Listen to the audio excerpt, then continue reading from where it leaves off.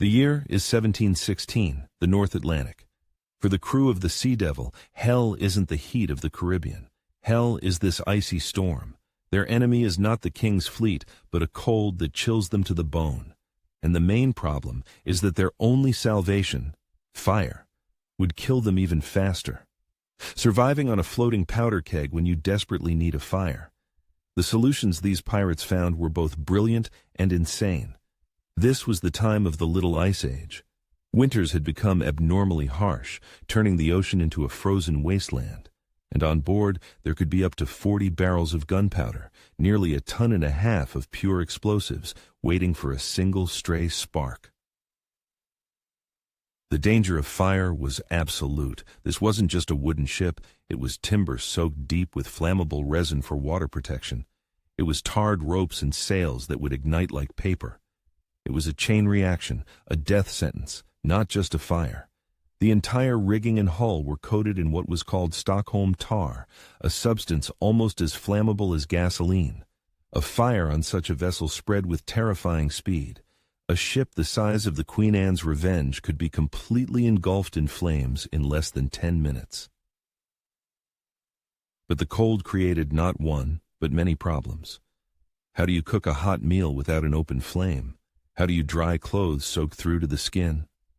How do you keep the fresh water in the barrels from turning to ice? How do you maintain morale when fingers can't even bend around the hilt of a cutlass? There was another, less obvious enemy. In the bitter cold, the tarred hemp ropes didn't just freeze, they became as brittle as glass. Any sudden gust of wind could snap them, leaving the ship without control. The cold attacked not only the men, but the ship itself, turning it into a fragile, icy trap. The solution was hidden in the heart of the ship. The galley. Its name was the brazier. A simple metal box filled with hot coals from the only safe hearth on board. This wasn't fire. It was its canned energy. For an 18th century pirate, the brazier was what a power bank is to us today.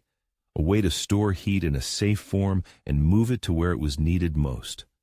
They used dense oak charcoal for this, which smoldered for hours with almost no sparks. The brazier wasn't placed in the middle of the deck for everyone to warm up. It wasn't a fireplace, but rather a surgical tool.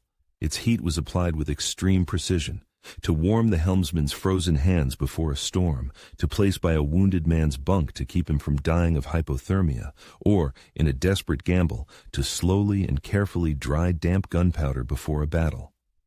It was a tool not for comfort, but for survival. But this salvation had a dark side. The smoldering coals in a sealed hold devoured oxygen.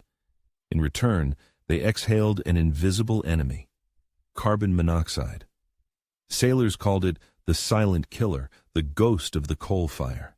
It had no color, no smell. The choice was brutal: freeze to death on deck or suffocate in the warmth below. The heat of the brazier was like a siren's song. It lulled the freezing sailor, promising salvation, but led him straight into an eternal, breathless sleep. This presented the captain with an impossible choice.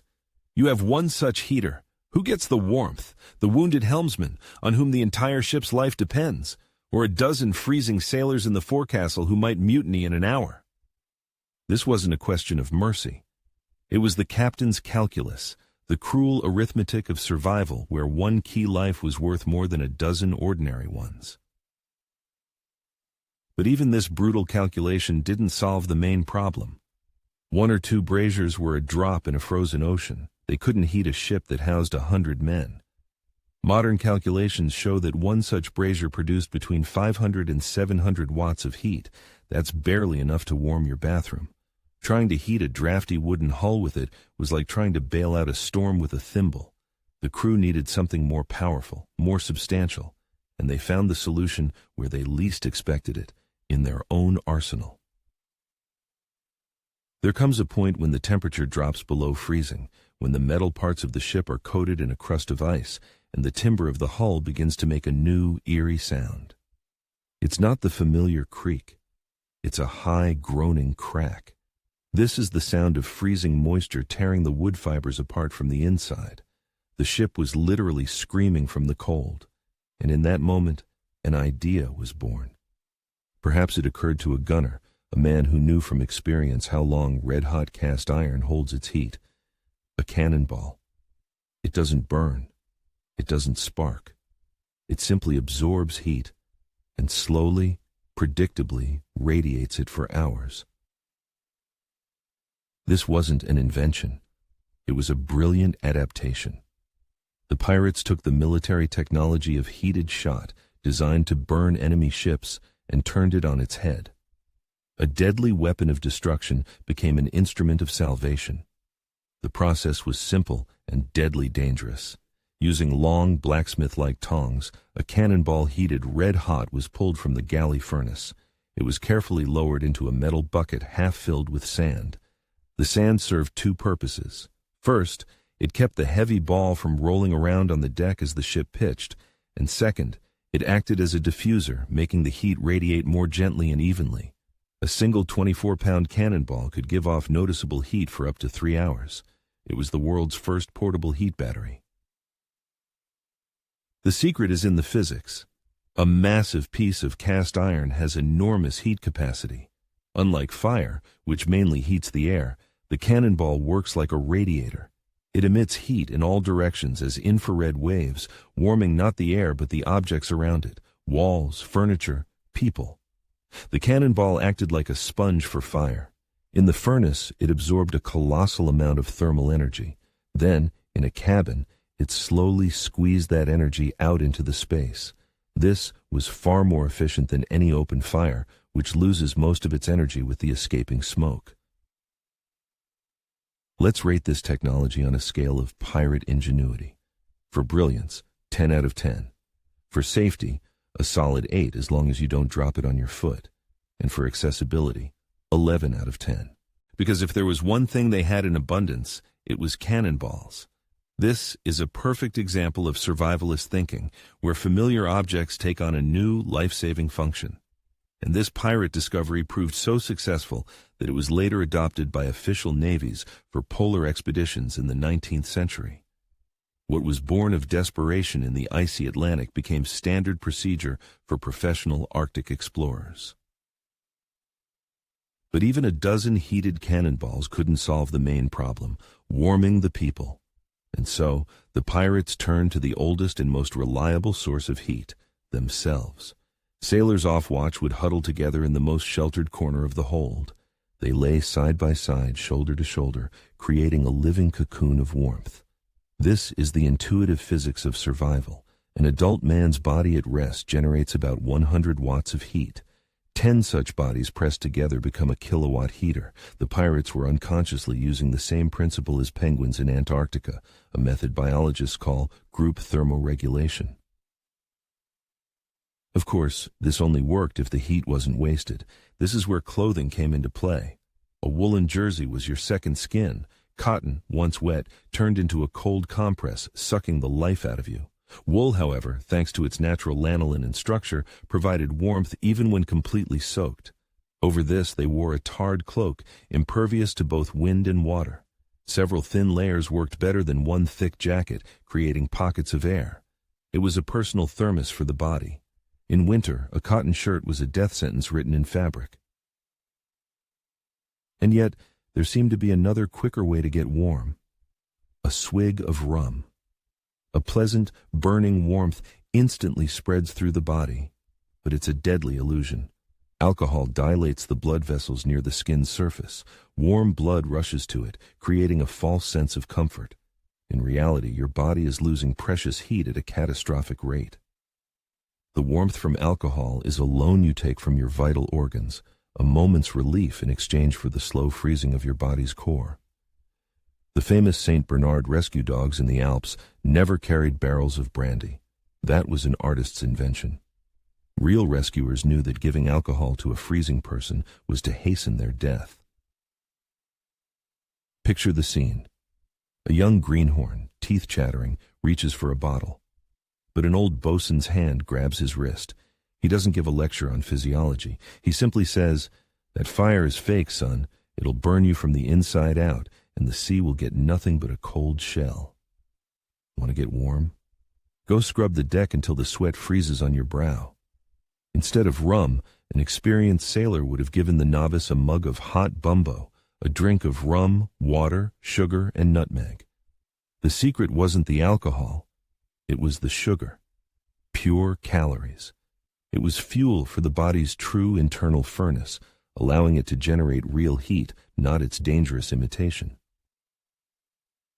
But all these tricks were fighting the wrong enemy. The main killer on board wasn't the frost itself, but its wet, invisible ally, dampness. In a sea storm, nothing stayed dry. Clothes, bedding, the very timber of the hull, everything was soaked through with icy water. And here, the ruthless laws of physics take over. Water conducts heat 25 times more effectively than air. This means wet clothing doesn't just fail to keep you warm, it turns into a pump that sucks the heat from your body with monstrous speed. Dry cold is a pickpocket. It steals your warmth little by little, unnoticed. Wet cold is a mugger with a knife. It knocks you down and takes everything at once, leaving no chance. But the enemy wasn't just outside. It was born within. Even in a sealed hold, the breath of dozens of men made the air thick and humid. In one night, a single person exhales up to half a liter of water.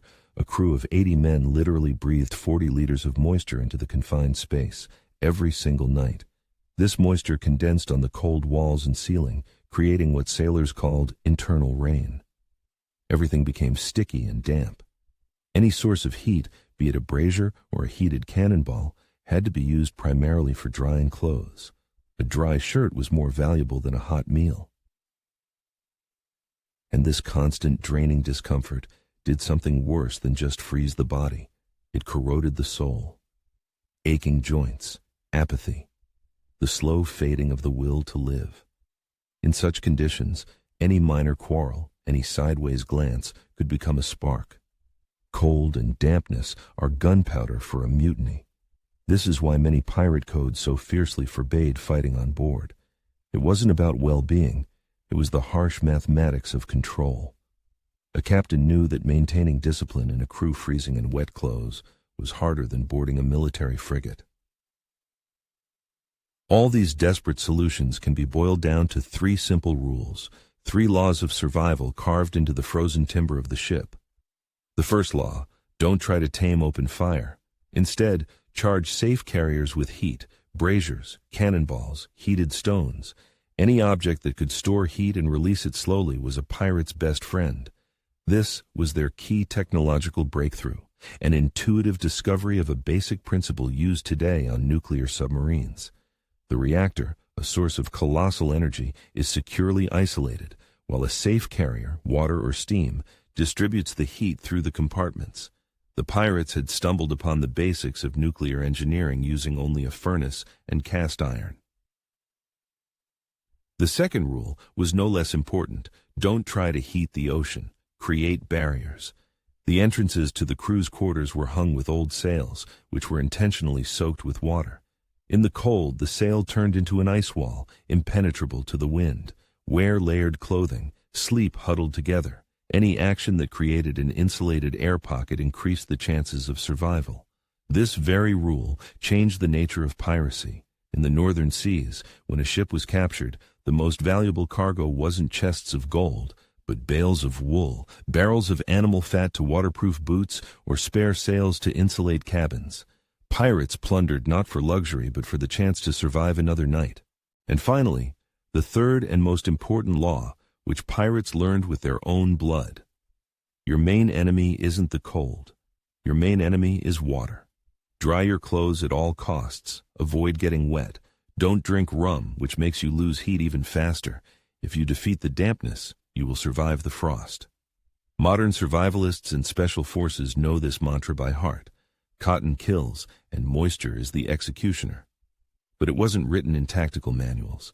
It was written in the suffering and frostbite of sailors hundreds of years before the invention of synthetic fabrics. We've covered the brilliant and desperate methods of pirates, but which of these surprised you more?